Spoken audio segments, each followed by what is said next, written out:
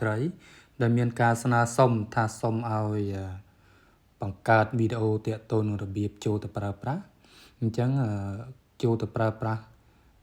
គេហទំព័រទាក់ទងនឹង Learning Hub របស់យើងស្រួលទេបងប្អូនជាដំបូងយើងចូលមកដល់ក្នុងគេហទំព័រនេះយើងឃើញតម្រងចេះយើងអាចជ្រើសរើសជាភាសាខ្មែរ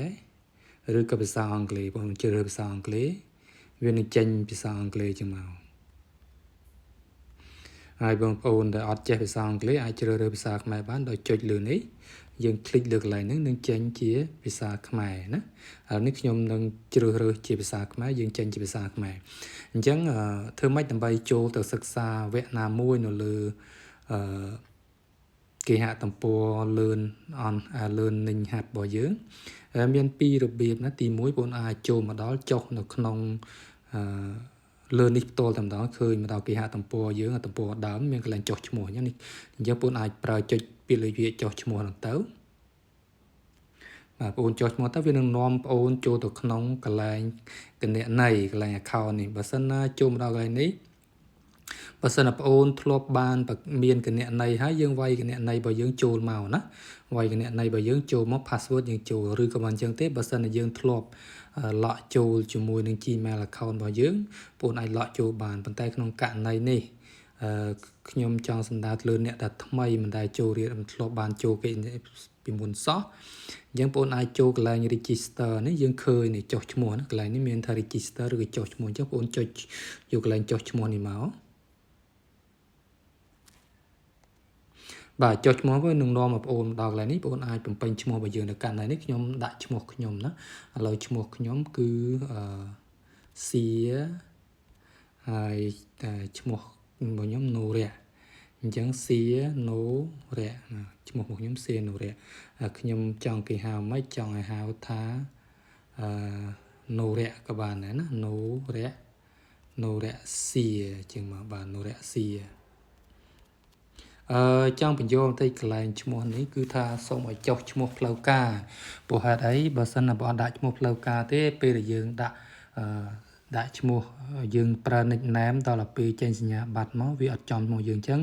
ទាមទារឲ្យបងដាក់ឈ្មោះកន្លែងនេះឈ្មោះយើងផ្លូវការណាអញ្ចឹងកន្លែងនេះបំពេញ email address មកបើករណីខ្ញុំនេះគឺខ្ញុំវាយឈ្មោះរបស់ខ្ញុំ email address របស់ខ្ញុំ c no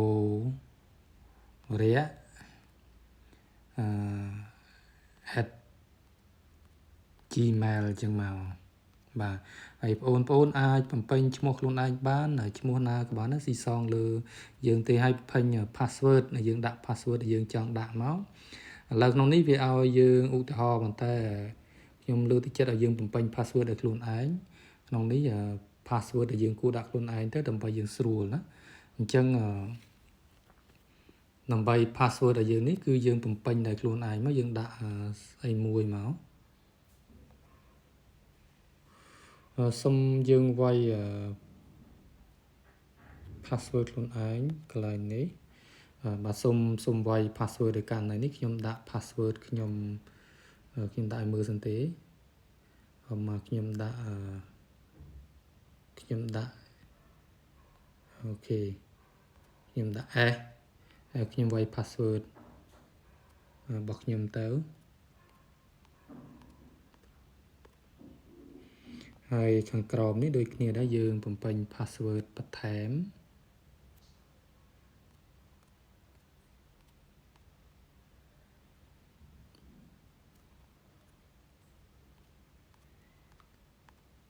បាទយើងចុះឈ្មោះណាហើយចុះឈ្មោះទៅវាចេញ message ថា account របស់យើងបង្កើតបានហើយចុះឈ្មោះរួចវានឹងចេញសារពណ៌អញ្ចឹងមួយមកឲ្យយើងវាប្រាប់ថាម៉េចប្រាប់យើងថាឲ្យវាថានេះ earn email have been sent email បាន send ទៅគណនីរបស់យើងហើយដើម្បីយើង lock ចូលទៅមកអញ្ចឹងយើងទៅណាយើងទៅមើល email របស់យើងណាឥឡូវយើងទៅមើល email របស់យើងនៅក្នុង Gmail ឬក៏ក្នុង email ណាដែលយើងផ្ញើមកករណីខ្ញុំទៅបើកក្នុង Gmail អូខេអញ្ចឹងខ្ញុំបើកក្នុង Gmail របស់ខ្ញុំមកចឹងនេះក្នុង email របស់ខ្ញុំចឹងមាន2អូខេគឺ email ណាចឹង email របស់ខ្ញុំនេះឃើញហើយគឺមានឈ្មោះ ครูបុប្ផាដែលគាត់ជាអ្នកកាន់ learning hub នេះគាត់បានសិនមកខ្ញុំចូលទៅមើល email របស់គាត់អញ្ចឹងគាត់បានសិនមក email ហ្នឹងគឺថានេះតែសួស្ដីនរសៀឥឡូវនេះគាត់បានចុះឈ្មោះហ្នឹងអញ្ចឹងគេឲ្យយើងចុះឈ្មោះបានអញ្ចឹងគាត់ឲ្យយើង verify នៅកន្លែងនេះយើងឲ្យយើង verify អញ្ចឹងអ្នកនរនេះចុចអាកន្លែងពាក្យ verify មកយើងចុះឈ្មោះហ្នឹងណាយើងចុច verify អញ្ចឹងករណីនេះខ្ញុំចុច verify មក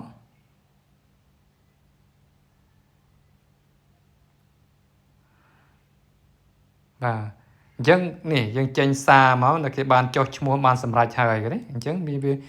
យើងដល់កន្លែងនេះយើងលោតចូលសារថ្មីទៀតនេះអញ្ចឹងយើងវាយឈ្មោះដែលយើងបានចុះមិញមកឈ្មោះរបស់ខ្ញុំវាយមិញដូចជាសៀណូរៈសៀណូរៈ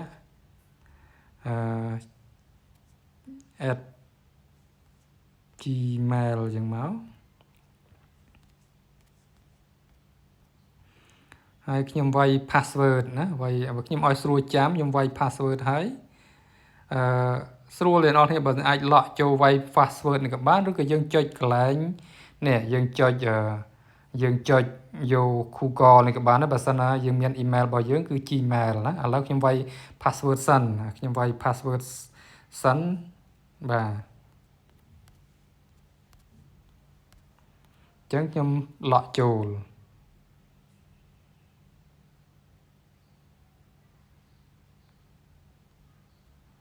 អញ្ចឹងខ្ញុំលក់ចូលទៅក្នុងគេហទំព័រហ្នឹងឬខុសទេសៀណូរៈបាទសៀណូរៈត្រូវហើយសៀណូរៈប៉ុន្តែដូចខុសឬអត់ប្រាប់អីទាំងអស់អូគេថា email របស់យើង incorrect អញ្ចឹងខ្ញុំវាយសៀណូរៈត្រូវទេតាវាយម្ដងទៀតសៀណូរៈ @gmail.com ណាខ្ញុំវាយម្ដងទៀត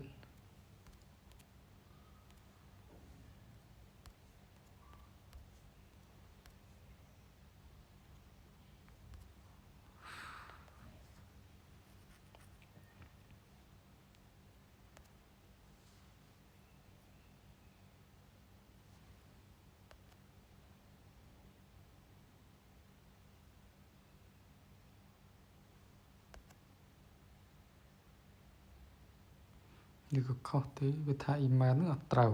ឥឡូវសាកអូខេឥឡូវខ្ញុំសាកចូលតាមនេះវិញសៀណូរៈខ្ញុំចូលតាម Gmail វិញឥឡូវ continue បាន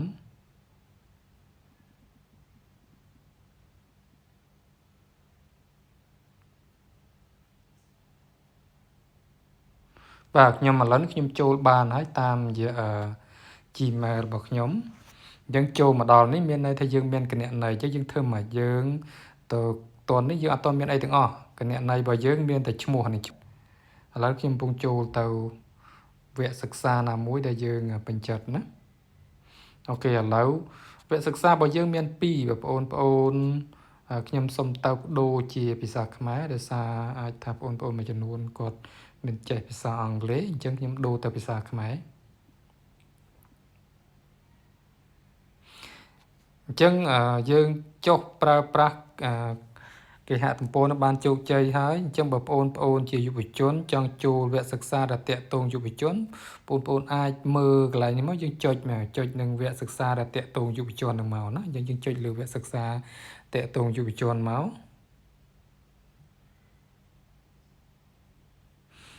បាទបងប្អូនឃើញវគ្គសិក្សាមួយចំនួនដែលបងប្អូនពេញចិត្តអមថាឥឡូវយើងពេញចិត្តចង់សិក្សាវគ្គមួយនេះតាក់ទងការប្រាស្រ័យតាក់ទងឬក៏បងប្អូនហ្នឹងខ្ញុំចាប់អារម្មណ៍ចង់ចុចលើវគ្គសិក្សាតាក់ទងនឹងអីគេវគ្គសិក្សាមូលដ្ឋានគ្រឹះភាពជាអ្នកដឹកនាំយុវជនឥឡូវបងប្អូនចូលមើលវគ្គសិក្សានឹងសិនមកគឺវគ្គសិក្សា ស្ដីអំពីមូលដ្ឋានគ្រឹះនៃភាពជាដឹកនាំយុវជនហើយនេះមានកម្មវិធីរបស់គេបងមើលទៅកម្មវិធីមាននេះមានមេរៀនគេមានច្រើនអញ្ចឹងមកហើយបងអាចមានសំណួរអីផ្សេងគេមានសំណួរចម្លើយមួយចំនួនតាក់ទងហើយដោយសារតែវគ្គនេះយើងអត់ទាន់បានចុះឈ្មោះរៀនទេអញ្ចឹងបងធ្វើម៉េចបងចាប់ផ្ដើមនេះសញ្ញានេះ start course មានតែចាប់ផ្ដើមរៀនវគ្គនៅឥឡូវហ្នឹងអូខេបងចុច start កន្លែងហ្នឹងមក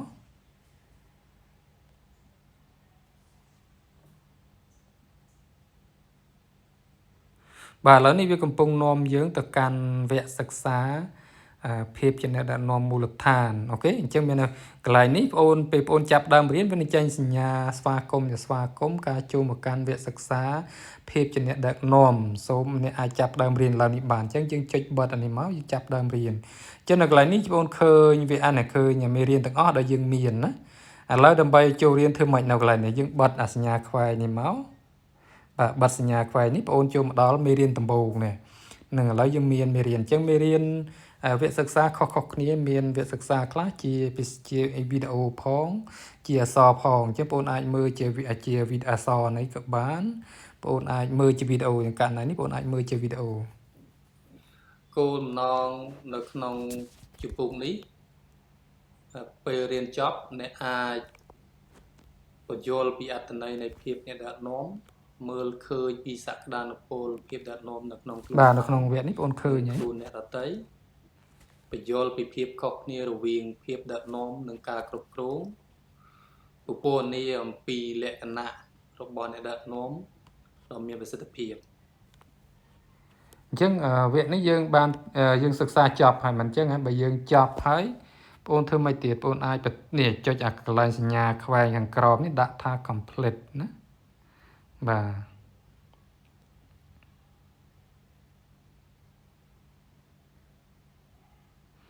អញ្ចឹងបងចូលរៀនតទៀតយើងចូលទៀតមកយើងអាចមើលជាអក្សរក៏បានយើងចុចជាវីដេអូឥឡូវបើជឿនវីដេអូយើងចុចជាវីដេអូបាទនៅក្នុងតើភាពដឹកនាំគឺជាអ្វីអ្នកនរនេះប្រហែលជាធ្លាប់បានឮធ្លាប់បាននិយាយច្រើនតើភាពដឹកនាំគឺជាអ្វីនិយាយដូចនៅក្នុងរូបនឹងអញ្ចឹងភាពដឹកនាំមានន័យថាជាមនុស្សម្នាក់ដែលលេចធ្លោជាងគេហើយជាបន្តបន្ទាប់នៅក្នុងមេរៀននេះយើងនឹងទៅជែកគ្នាលម្អិតអំពីអត្ថន័យហើយនឹងយុគនៃភាពជាអ្នកដឹកនាំយើងបងអូនចប់មេរៀននេះបងអូនដូចគ្នាធ្វើដូចមុនគឺចុចអាកន្លែងម៉ាកនេះបាទចុចកន្លែងម៉ាកនេះវានឹងបញ្ជាក់ថាយើងបានរៀនអញ្ចឹងមេរៀននឹងរុញយើងទៅមេរៀនបន្តទៀតដូចគ្នាដែរបងអូនមើលកន្លែងនេះគេដាក់ភាពជាអ្នកដឹកនាំអញ្ចឹងគេបញ្យល់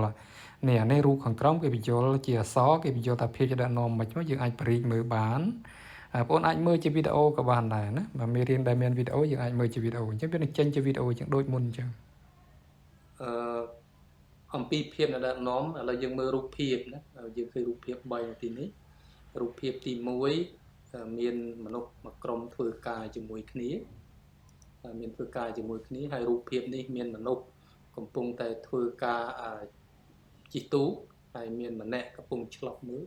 អញ្ចឹងវាប្រៀបដូចជាអ្នកដឹកនាំហើយប្រៀបដូចជាអ្នកដែលកំពុងធ្វើការសហការគ្នាហើយរូបភាពទី3នេះដូចគ្នាដែរមានម្នាក់កំពុងតែល្បីកាច់ចកោតហើយមានអ្នកដទៃទៀតកំពុងចែវអញ្ចឹងរូបទាំង3នេះវាតំណាងឲ្យភាពជាអ្នកដឹកនាំអញ្ចឹងមានន័យថាម៉េចពោះទាំងអស់នេះជាសកម្មភាពទាំងអស់នេះជាដំណើរការអញ្ចឹងភាពដឹកនាំគឺជាដំណើរការដឹកនាំដែលមានឥទ្ធិពលទៅលើបុគ្គលទៅលើក្រុមដែលធ្វើឲ្យយើងអាចសម្រេចបាននូវគោលដៅមួយរួមគ្នាបាទបងអូនចប់ហើយយើងដូចគ្នាមុនដែរគឺយើងចុច mark ខាងក្រោមនេះបាទចុច mark as complete មានតែយើងចប់ហើយ